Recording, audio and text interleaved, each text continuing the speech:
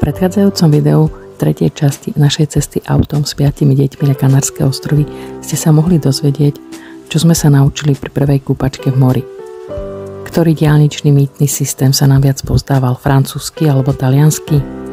A či sa nám podarilo nakoniec konečne zabukovať Airbnb s ubytko aj s bazénom? Toto video nájdete na našom YouTube kanále, na ktorý si hneď aj kliknite odber. Môžete to urobiť aj tu v tomto videu vpravo dolu. Dnes teda máme jediný cieľ, doraziť do Lourdes. Poďte s nami.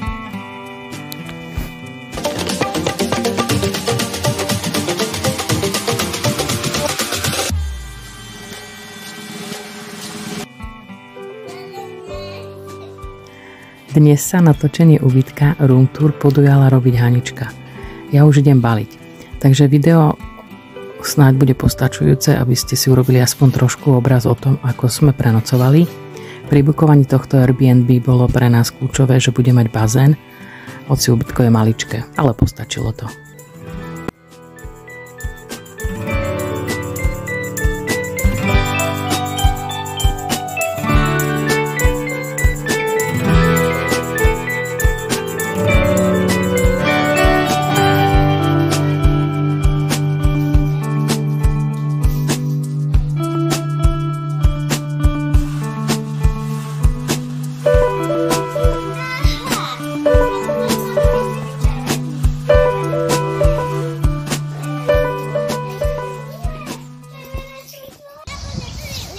Pýtali ste sa, ako deti dávajú cestovanie, hlavne drobec jednoročný. Za nás asi najdôležitejšie je robiť si prestávky, ako napríklad táto, aby to pre deti nebolo len o sedení v aute. Na väčších odpočívadlách, čerpačkách sú takmer vždy aspoň maličké detské ihriská, teda aspoň v Rakúsku, Taliansku aj vo Francúzsku to tak zatiaľ vždy vychádzalo. Zmenilo sa deťom vždy prostredie, čiže už neboli len v aute, ale napríklad detské ihrisko a toto veľmi pomáha. A v aute drobček Jožko to zväčša dáva. Keď sa mu niekto venuje, stačí mu aj konzerva. Keď je najedený, v suchej plienočke a vyspinkaný, tak je spokojný zväčša. Samozrejme sú aj náročné chvíľky, keď vieme, že ešte chceme kúsok pocestovať, my autom ďalej, ale on už potreboval niečo iné. Občas pritlačíme na pilu a vtedy je to náročnejšie pre všetkých, ale myslím, že to tak je vždy. A do istej miery to dávame, ale vždycky len do tej, ktorej sme ochotní to niesť. Ja keď som toto robila, tak on si myslel, že tlieskam, ale začal tlieskať.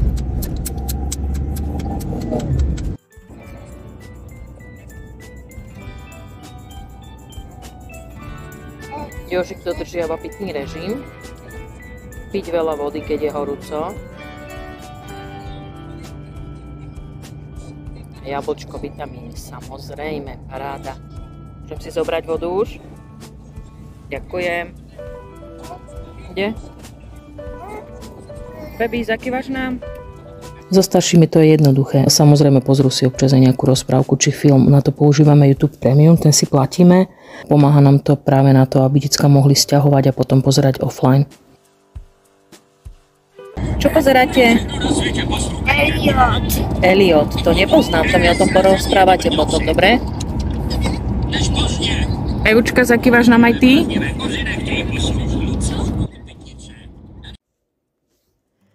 Takže podarilo sa. Docestovali sme úspešne aj do putnického miesta Lourdes vo Francúzsku.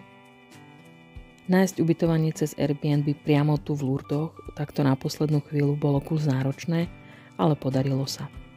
Je to síce riadne retro, old fashion, ale čisté a udržiavané. Tu budeme na pár nocí bývať.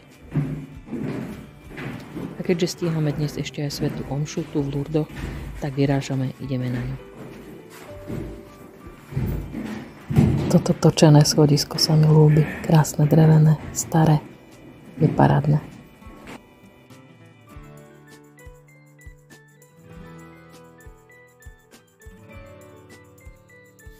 Ak sa vám dnešné video páčilo, budeme veľmi radi, ak si na YouTube vyhľadáte náš kanál a kliknete na tlačidlo odoberať.